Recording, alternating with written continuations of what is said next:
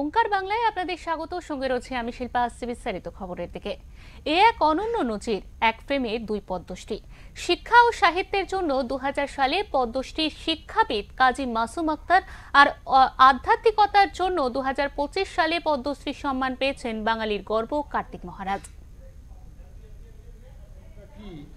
এই জন্যই আমাদের শ্রীমৎ তখন অন্নদাতা হতে হবে না, ধর্ম হচ্ছে সবার আগে।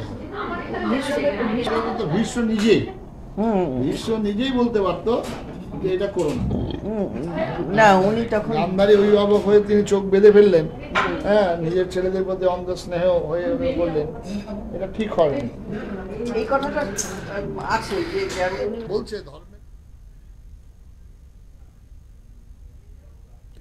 শনিবার বিকেলে সৌজন্যমূলক সাক্ষাৎকারে পদ্মশ্রী শিক্ষাবিদ কাজী মাসুম আক্তারের কলকাতার বাড়িতে এলেন ভারত সেবাশ্রমের অন্যতম কর্ণধার আরেক পদ্মশ্রী শ্রী কার্তিক মহারাজ। শুভেচ্ছা বিনিময়ের পর দীর্ঘক্ষণ ধরে আলোচনায় জাতি, ধর্ম তথা রাজনীতির নামে বর্তমানে রাজ্যে মানুষের সঙ্গে মানুষের যে বিভেদ ক্রমশ বেড়ে চলেছে, তার অবসানে কি করণীয় সে সম্পর্কে বিস্তারিত আলোচনা হয়। নিজেই বলতে পারতো না, উনি তখন গান্ধারী অভিভাবক হয়ে তিনি চোখ বেঁধে ফেললেন।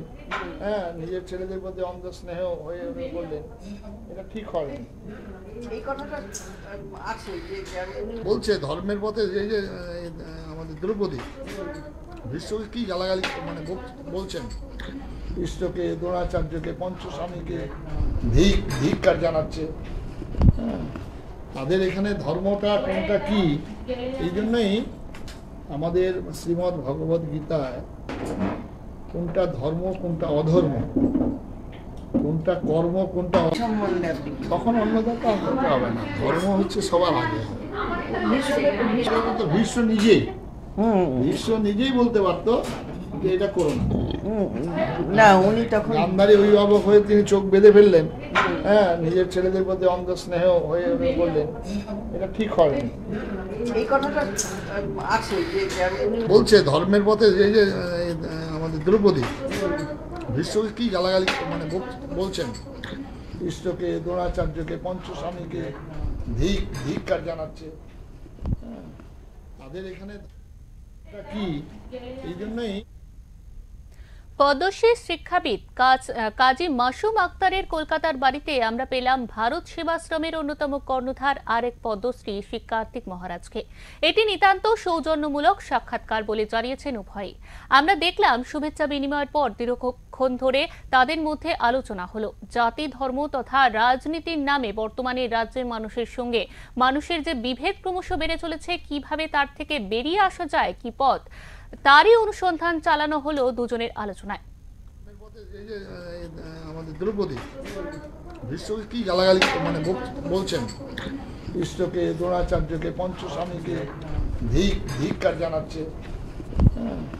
তাদের এখানে ধর্মটা কোনটা কি, এই জন্যই আমাদের শ্রীমদ্ ভগবদ গীতায় কোনটা ধর্ম কোনটা অধর্ম, কোনটা কর্ম কোনটা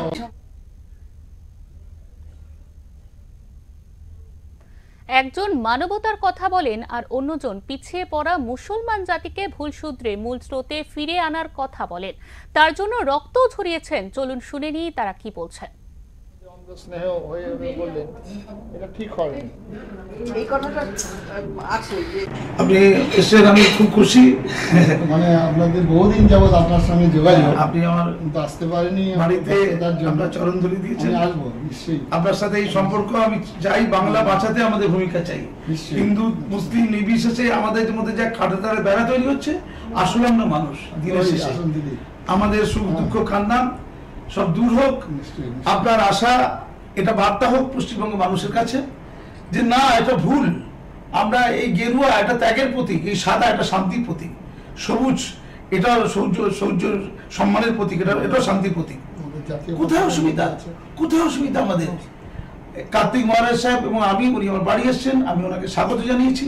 ওনার সঙ্গে আরো অনেক বিশিষ্টজন রয়েছেন।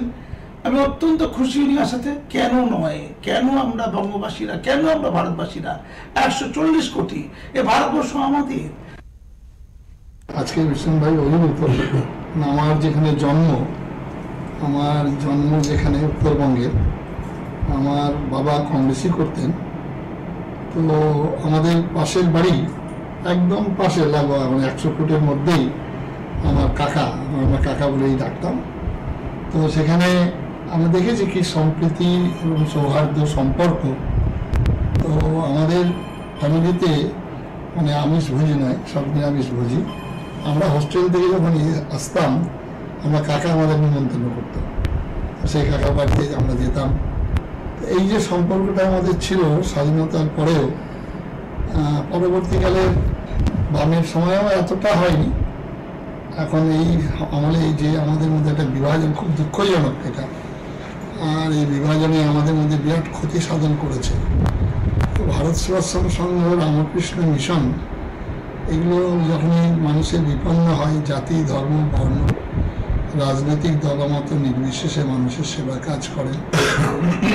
বহুরূপের সম্মুখে তোমার ছাড়ি কোথা খুঁজছি ঈশ্বর, জীবে প্রেম করে যেজন সেই জন সেবিছি ঈশ্বর, এই মন্ত্রেই দীক্ষিত। সুতরাং একটা জাতি গঠন করতে সমস্ত ভারতীয় জাতি হিসাবে আমাকে চিহ্নিত করতে হবে, সবাইকে আমাকে আহ্বান করতে হবে। এটা যদি আমরা না করতে পারি, নোংরা রাজনীতির মধ্যে দিয়ে, যেটা আজকে বর্তমানে আমরা দেখছি, এটা রাজনীতি খুব নিকৃষ্টতম রাজনীতি।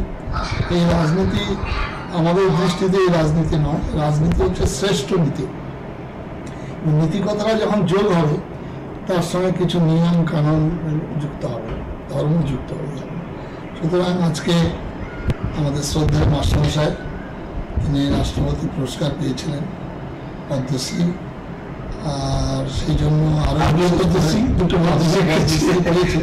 আমার পদ্মশ্রীটা কিন্তু একটু ভিন্ন রকম, যেটা এটা হচ্ছে আধ্যাত্মিকতা, ধর্ম এবং আধ্যাত্মিকতার উপরে, এবং বহু পুরস্কার পান শিল্পের উপরে, শিক্ষা সাহিত্যের উপরে, কৃষির উপরে ক্ষেত্রে। কিন্তু এবারই সরকার প্রথম করেছেন ধর্ম এবং আধ্যাত্মিকতা, যেটা আমরা পশ্চিমবঙ্গে বিশেষ করে একটা গীতা আন্দোলন করতে পেরেছি, যেটা শ্রীমদ্ ভগবত গীতা, পৃথিবীর সমস্ত মানুষের কল্যাণে নিয়োজিত।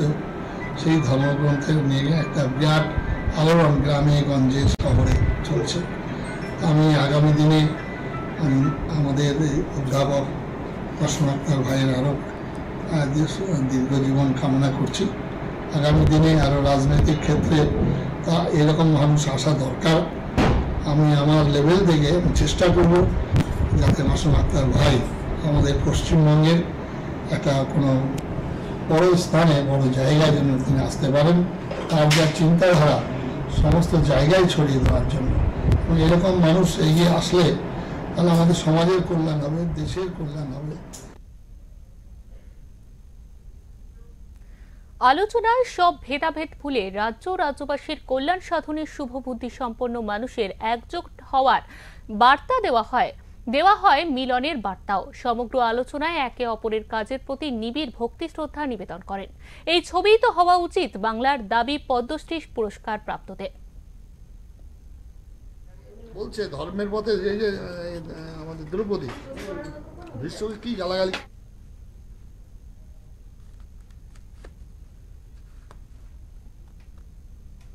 আরো অন্যান্য খবরের জন্য অবশ্যই চোখ রাখুন ওঙ্কার বাংলায়।